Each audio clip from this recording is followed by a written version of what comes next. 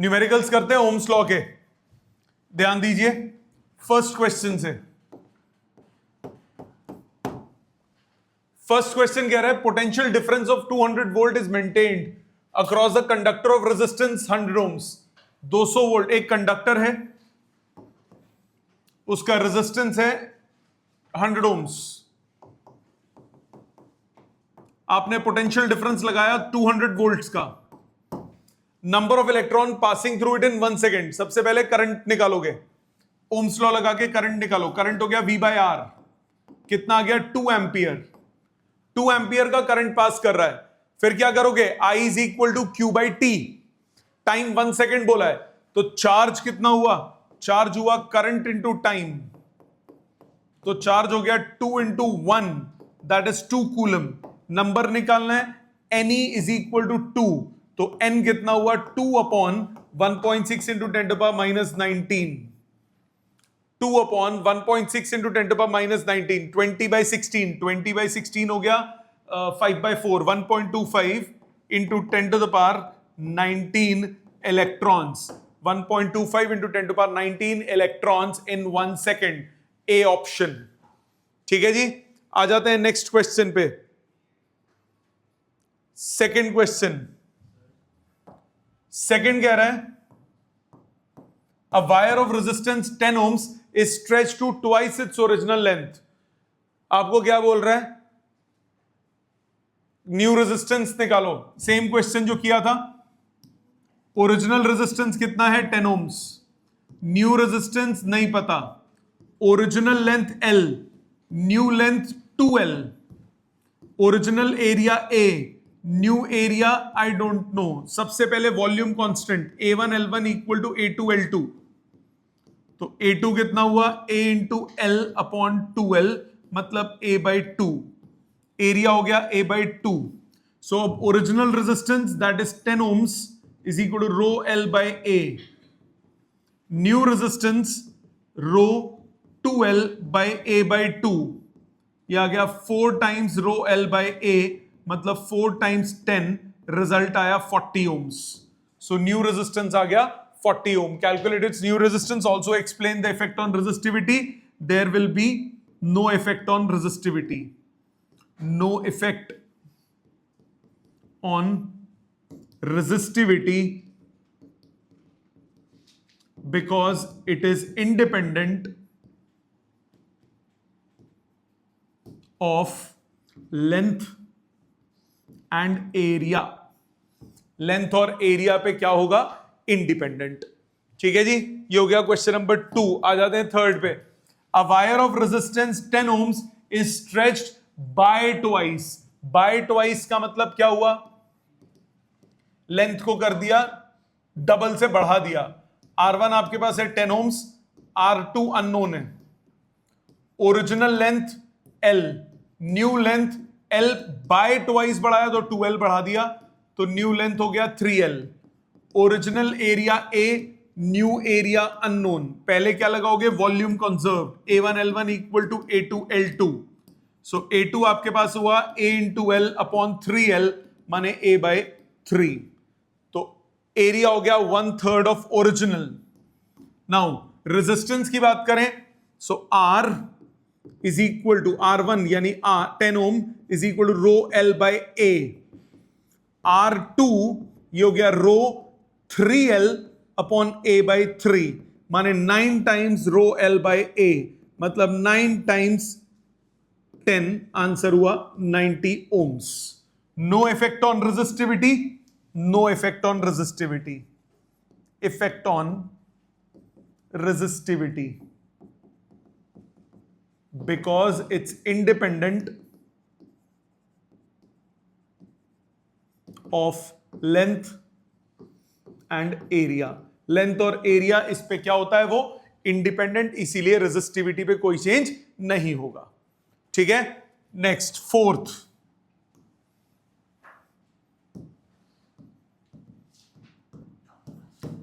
Copper wire is stretched by 1%, percentage change कम है, तो आप क्या यूज करोगे, डेरिवेटिव यूज कर सकते हो। डेरिवेटिव यूज करोगे परसेंटेज चेंज कम है, रिलेशन किसका होना चाहिए, जिसका परसेंटेज चेंज गिवन है और जिसका परसेंटेज चेंज निकालना है, बाकी सब क्या होना चाहिए, constant.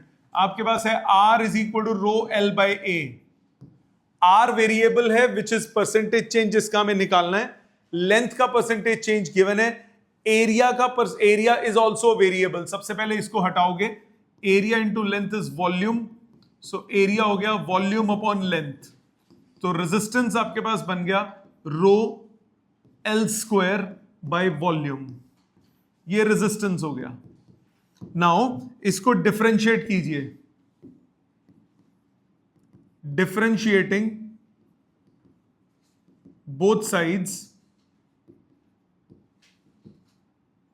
with respect to L, so dr by dl ये हो गया rho by V into 2L, so dr आपके पास आ गया rho by V into 2L dl। Number 2, दोनों इक्वेशंस को डिवाइड कीजिए, dividing second by first, dr by r 2L rho by V dl divided by rho by V L square. Solve करोगे 2dl by L is dr by r, दोनों तरफ 100 से multiply करो, percentage change in resistance is twice percentage change in length. आपके पास answer आया 2 into 1, result हो गया 2%। So length में रेजिस्टेंस में कितना चेंज आएगा, 2%। Clear. Next question number 5। Fifth में क्या बोल रहा है, copper wire is stretched by 10%, ये भी किया था हमने। ओरिजिनल रेजिस्टेंस R मान ली, न्यू रेजिस्टेंस नहीं पता, ओरिजिनल रेजिस्टेंस R1 ही रहने दो।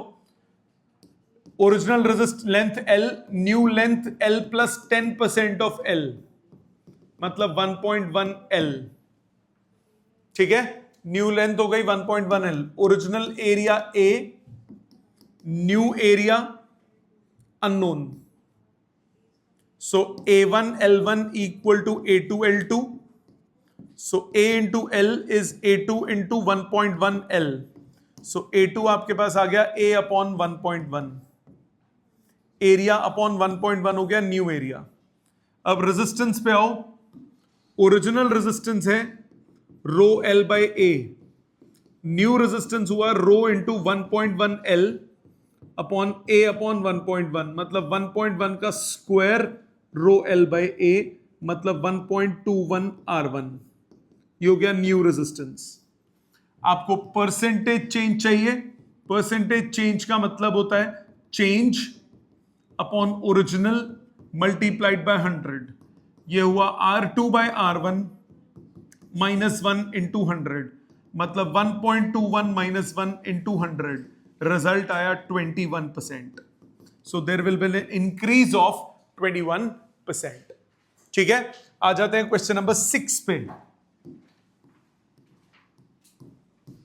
सिक्स्थ क्या कह रहा है, 1 metre long metallic wire is broken into 2 equal parts.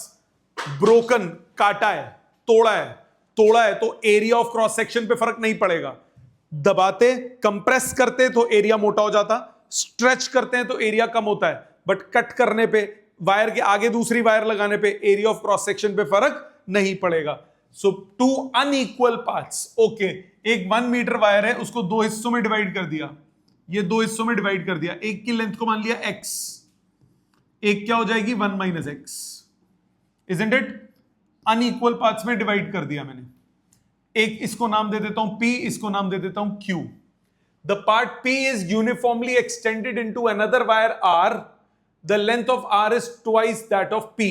Okay, P को मैंने डबल कर दिया, मतलब लेंथ ऑफ R कितना हो जाएगा, लेंथ ऑफ R हो जाएगा 2x, यही बोला है क्वेश्चन में। The part P is uniformly extended into another wire R, the length of R is twice the length of P। P का डबल कर दिया, P को हमने स्ट्रेच करके डबल कर दिया, and the resistance of R is equal to the resistance of Q। अब जरा ध्यान दो सामने, एरिया ऑफ क्रॉस सेक्शन मैंने ए माना पूरी वायर का, मतलब एरिया ऑफ पी ए होगा, एरिया ऑफ क्यू ए होगा, एरिया ऑफ आर कितना होगा A/2, क्योंकि आर वायर जो है वो खींच के बनी है, लेंथ डबल करते हैं तो एरिया क्या हो जाता है हाफ, क्योंकि वॉल्यूम क्या रहता है कांस्टेंट। इसी तरह साथ साथ लिख लेता हूं, इसी तरह से लेंथ ऑफ P है x, लेंथ ऑफ Q है 1 - x, लेंथ ऑफ R है 2x। इसका रेजिस्टेंस हो गया रो x/a, इसका रेजिस्टेंस हो गया रो 1 - x/a, इसका रेजिस्टेंस हो गया रो 2x/a/2। मानते हो? अब क्वेश्चन में क्या बोल रहा है, and the resistance of R is equal to that of Q। Resistance of R is equal to resistance of Q। Value डालो, रेजिस्टेंस ऑफ R कितना हो गया, रो 4 टाइम्स रो x/a, Q का रो 1 - x/a, रोए रोए रोता हुआ साइड हो गया, 5x = 1, x = 0.2 मीटर। मतलब P की लेंथ हो गई 0.2 मीटर और Q की लेंथ कितनी हो गई 0.8 metre. Ratio of the resistance of P and R and also the ratio of the length of P and Q। पहले resistance of P and R, resistance of P divided by resistance of R कितना होगा, rho x/a divided by 4 times rho x/a। Answer हुआ 1:4। इसी तरह length of, ratio of the length, also ratio of the length of P and Q, तो length of P divided by length of Q। P की length कितनी है x, Q की length कितनी है 1 - x, 0.2/0.8। ये भी आंसर कितना आया 1:4। तो दोनों पार्ट्स का आंसर कितना होगा 1:4। क्या ये अप्रोच समझ में आती है? जो जो बोलता जा रहा है स्टेप बाय स्टेप करते जाओ। आपने लेंथ को स्ट्रेच किया तो एरिया कितना हो जाएगा हाफ। ठीक है, लिख लो बेटा जिसका नहीं हुआ था ये। नेक्स्ट क्वेश्चन नंबर 7, क्या कह रहा है 7? In household wiring copper wire of diameter 2.05 millimetre, तो रेजिस्टेंस रेडियस हो गया 2.05/2 इंटू 10⁻³ मीटर्स, ये हो गया radius, is used. Find the resistance of 35 metre long wire, length हो गया 35 मीटर। रेजिस्टिविटी ऑफ कॉपर दिया हुआ है 1.72 इंटू 10⁻8, ले हलवा क्वेश्चन, ओम मीटर। तो basic question R is equal to rho L/A, सब कुछ दिया हुआ है, 1.72 इंटू 10⁻8, लेंथ है 35, एरिया पाए होता है 22/7, रेडियस का स्क्वायर 2.05/2 इंटू 10⁻³ इसका स्क्वायर।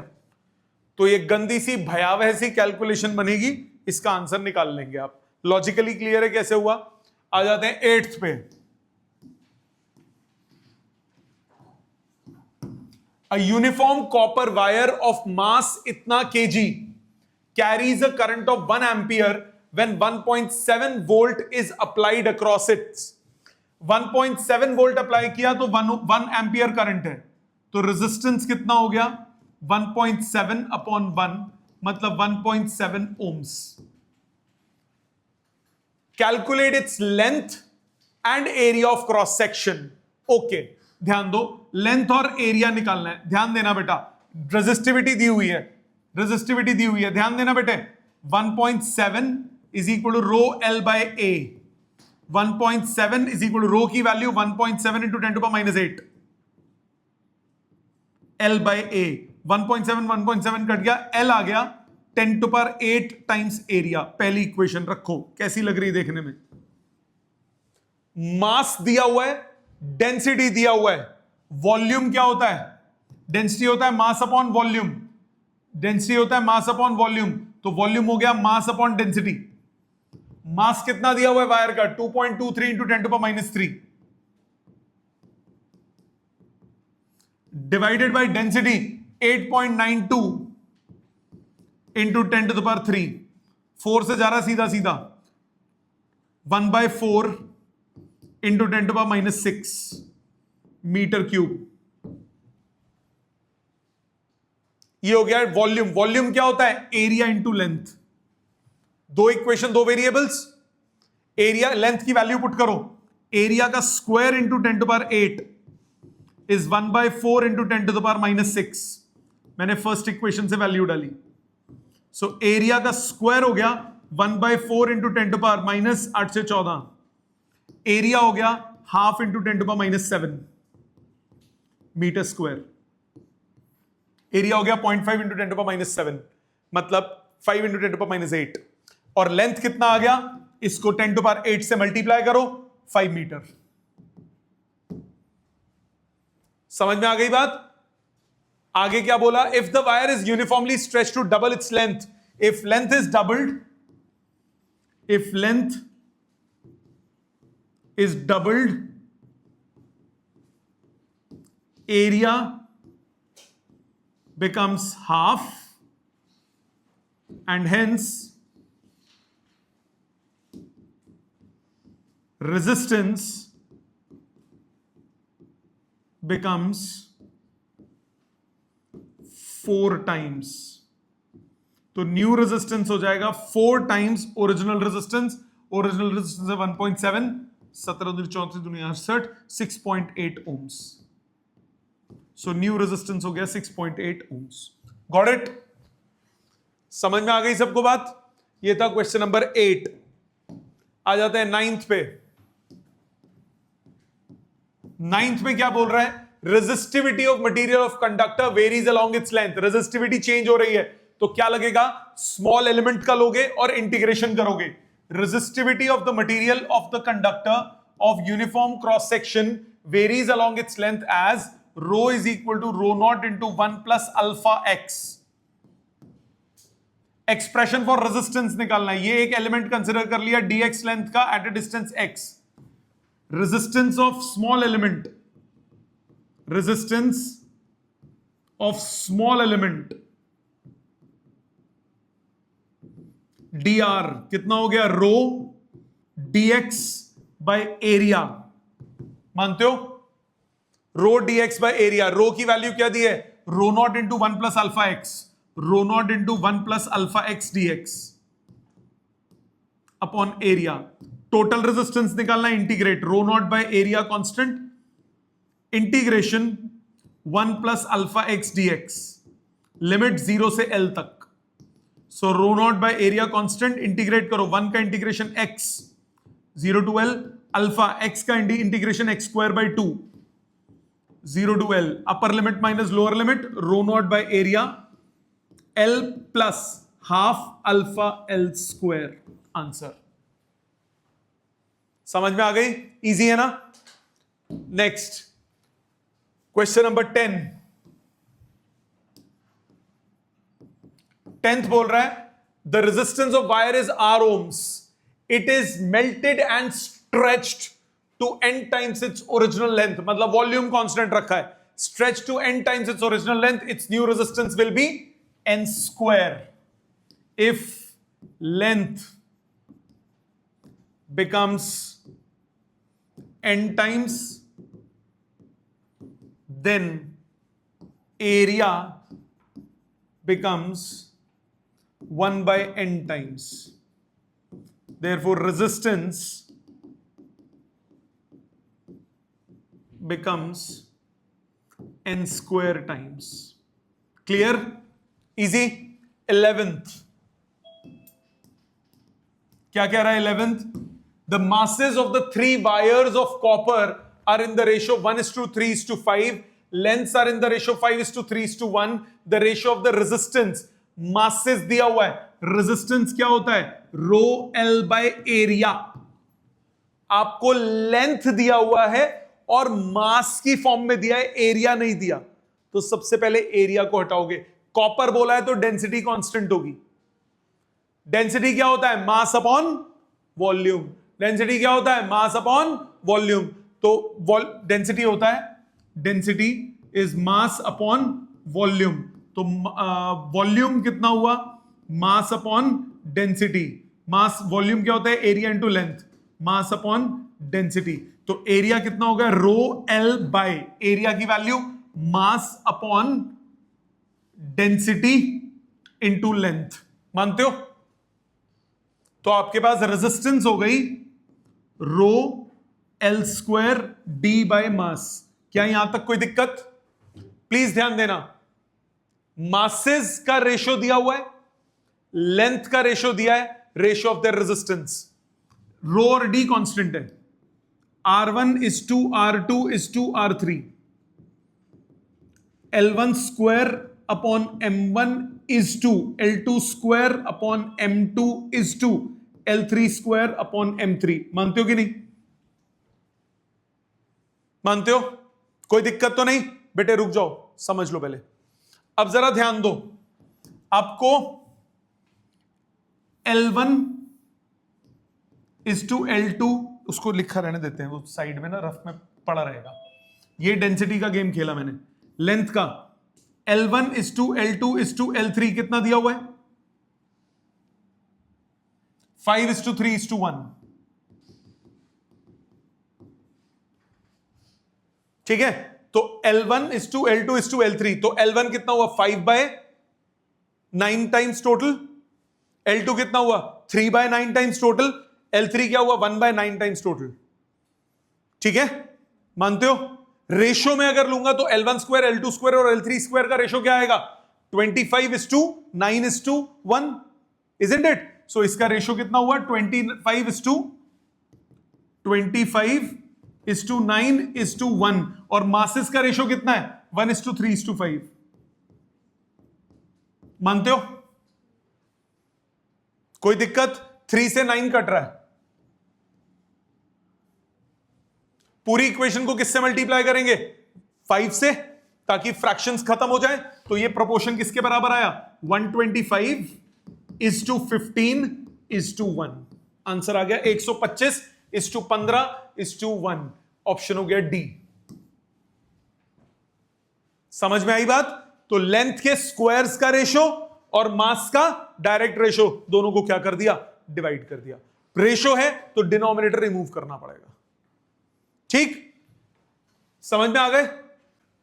यहां तक क्लियर? आ जाते हैं नेक्स्ट क्वेश्चन पे। Question number 12। 12th क्या कह रहा है? There are 3 copper wires of length and area इतना इतना इतना। सो फर्स्ट वायर का लेंथ और एरिया है L और A, सेकेंड वायर का है 2L और A/2, थर्ड वायर का है L/2 और 2A। ये लेंथ और एरियाज दिए हुए हैं। In which case is the resistance minimum?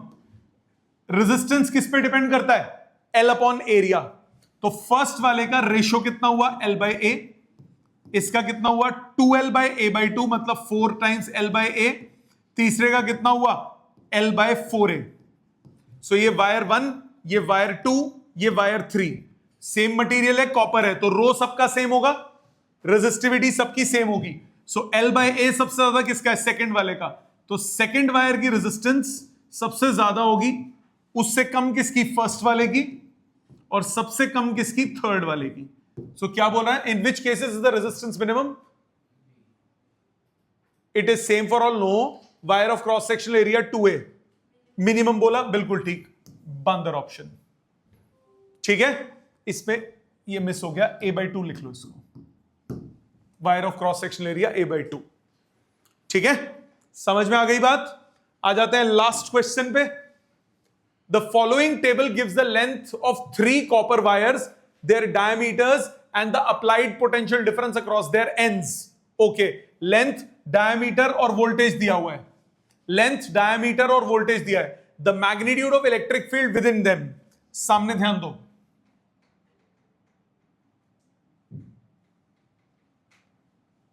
अच्छा अरेंज करना है, मेरे को क्वेश्चन ही नहीं मिला मेरे को। Arrange the wires in increasing order according to the following. The magnitude, ये फर्स्ट वायर है, ये सेकंड वायर है, थर्ड वायर है, wire 1, wire 2, wire 3। The magnitude of electric field within them. Electric field का formula क्या होता है? E is equal to V by D, voltage by distance. Voltage by distance नहीं लिखता, length लिख लेता हूं, क्योंकि डी से यहां डायमीटर रिप्रेजेंट किया हुआ है, कंफ्यूजन ना हो जाए। इलेक्ट्रिक फील्ड होता है voltage by length, potential difference by length. तो फर्स्ट वाले का इलेक्ट्रिक फील्ड क्या हो जाएगा, V बाय एल। सेकेंड वाले का कितना हो जाएगा, V बाय 2L। थर्ड वाले का कितना हो जाएगा, 2V बाय 3L, मतलब 0.67 V बाय L, ये 0.5 V बाय L, ये 1 V बाय L। तो सबसे ज्यादा इलेक्ट्रिक फील्ड किसकी आ गई, फर्स्ट की, सेकंड की उससे कम, थर्ड की सबसे कम।